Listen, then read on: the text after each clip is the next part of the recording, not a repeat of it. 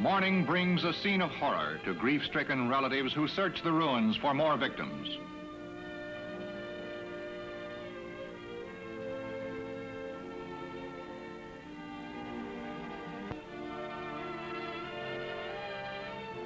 Chief Luca, the tribal elder.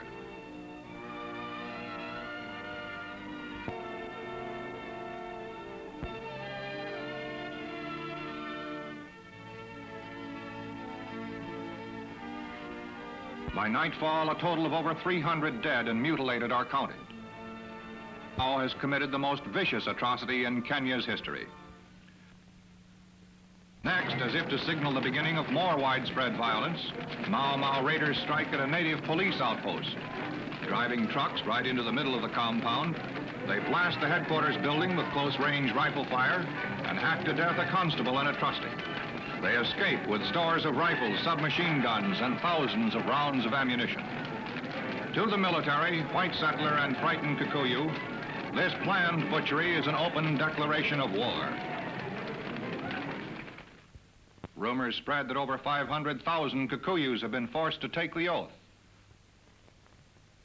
Mau Mau informers mysteriously disappear. More and more villages are burned to the ground. The senior chief of one of the largest Kikuyu reserves is shot to death while sitting in his car. Hundreds of sheep and cattle owned by loyal Kikuyus are slashed and left to die in the open fields.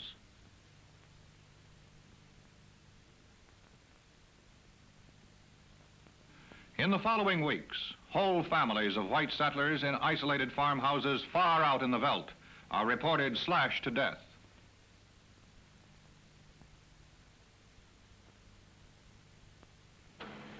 Identification of suspects is virtually impossible, as loyal Kikuyus fear Mau Mau reprisals to themselves and families. For refusing to cooperate with the police, whole communities are punished. Herds of cattle, sheep, goats, vital assets in the lives of Kikuyus, are impounded by the government and driven away to collecting centers. There, under armored car guard, they are assembled for collection by government trucks and driven to huge stock centers. Kikuyus by the thousands are ordered off squatter settlements on white farms and sent back to already overcrowded reserves. Faced with the possibility of widespread panic and loss of faith in the government's power to protect loyal Kikuyus, Kenya's British governor, Sir Evelyn Baring, makes a flying trip to the outlying native districts. The 50-year-old son of Britain's famed Egyptian proconsul, the late Lord Cromer, Governor Baring proclaimed a state of emergency 6 months before. But faced with an unwieldy system of government in which all major decisions are made in London, little was accomplished for months. Now, in meetings with Kikuyu chiefs of the Fort Hall district, Governor Baring sees first-hand evidence of the problems created by Mau Mau. It is suggested by the chiefs, every one high on the Mau Mau list for assassination, that captured Mau Mau be publicly shot or hanged without benefit of trial. Hang them in front of loyal Kikuyus, they urged the governor. That will give us more heart than anything else.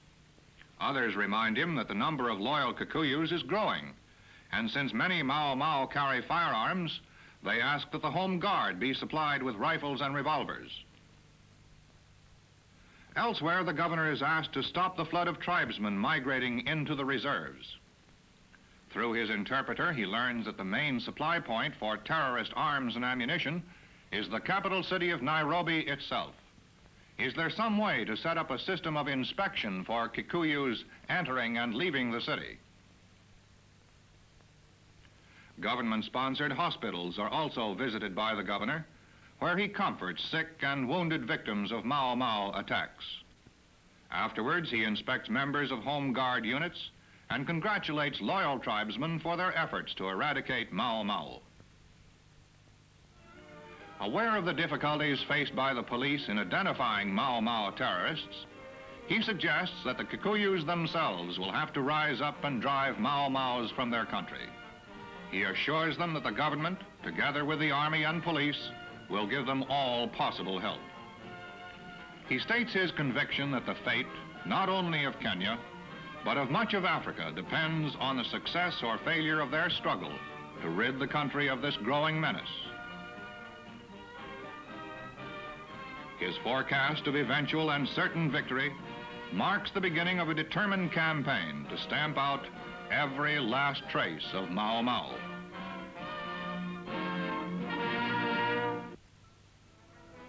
A few days later, not far from the site of the Lari Massacre, Indian workmen begin building a courtroom for the trial of Mau Maus accused of taking part in the atrocity.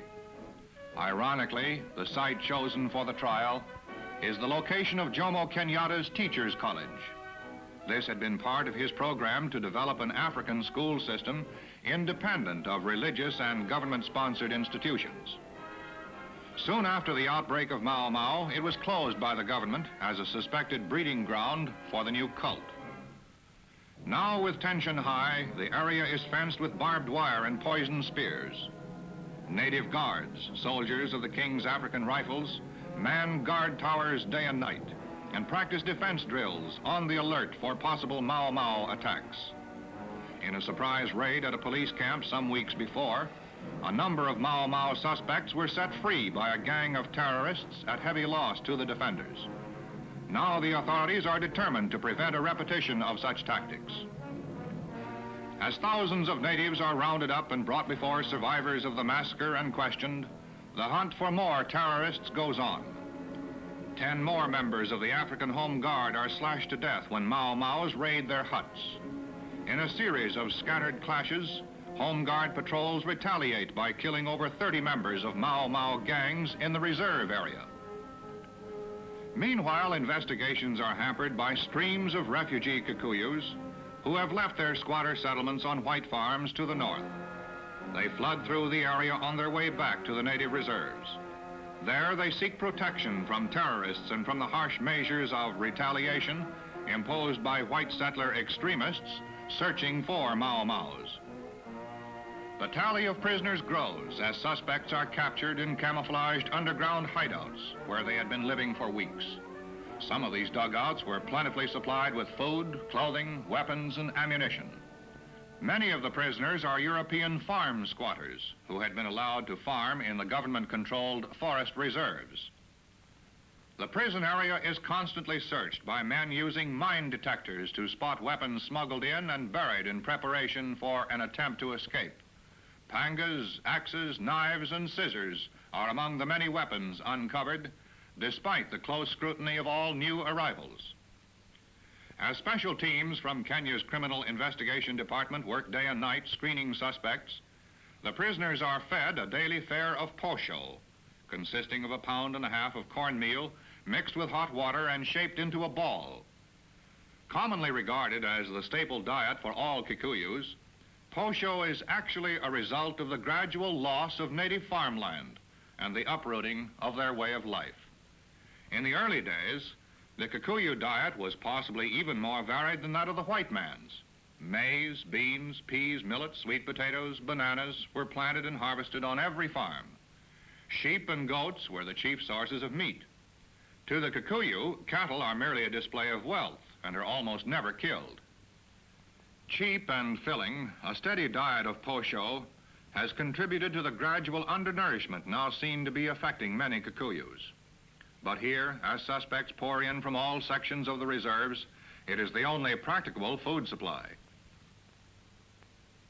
But despite many obstacles and delays, within 3 weeks, over 300 suspects are held for trials by courts convened under special orders of the government. Because the laws of Kenya have no provision to charge persons with mass murder, each crime had to be treated as a separate incident.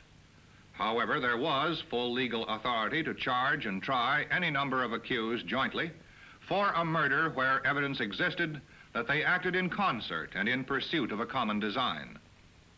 Arrest and conviction depended almost entirely on identification by surviving eyewitnesses, since evidence such as possession of weapons and blood-stained clothing was lacking.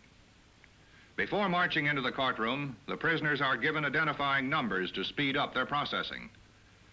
In the highest traditions of the legal profession, the Bar of Kenya provides counsel for the accused. The legal staff, some of whom are members of Nairobi's growing Asiatic population, are given 7 days to prepare their defenses. Kikuyu chieftains appointed by the court act as assessors to help the presiding magistrate determine the guilt or innocence of the accused. The poisoned tips of their native arrows, traditional symbols of Kikuyu law, are examined by an officer of the court. In accordance with British custom, the guard of honor is inspected by the Supreme Court judge, Mr. Justice de Lestang, before the court is convened. Now, as the prisoners march into the former cattle shed that serves as the courtroom for the first Supreme Court trials ever to be held in the Kikuyu Reserve, speculation is high as to the motives that led them to sink to such depths of bestiality. The Kikuyu member of the Nairobi City Council expresses the belief that sinister foreign forces, possibly Oriental, are at work influencing Mau Mau fanatics. Another wonders if they were under the influence of narcotics. In all, 13 trials are held in which 75 men are convicted and sentenced to be hanged for their crimes. Testimony during the trial reveals a large number of the accused had worked and lived in the area of the massacre for over 25 years. Impressive proof of the deep roots of Mau Mau. In speeches from the prisoner's dock, many said they would like to take the Kikuyu Thengi oath to prove their innocence. Each one made a long address to the judge denying his guilt and accusing the prosecution witnesses of prejudice against him. But the judge dismissed such charges as completely unreal. As members of the defense counsel apply for permission to appeal the judgments, teams of laborers are brought in to build special gallows, should the death sentences be upheld, for those convicted of taking part in the Lari Massacre. Aroused by the Mau Mau threat to all existing law and order, government police and loyal Kikuyu begin to strike back with swift and grim justice.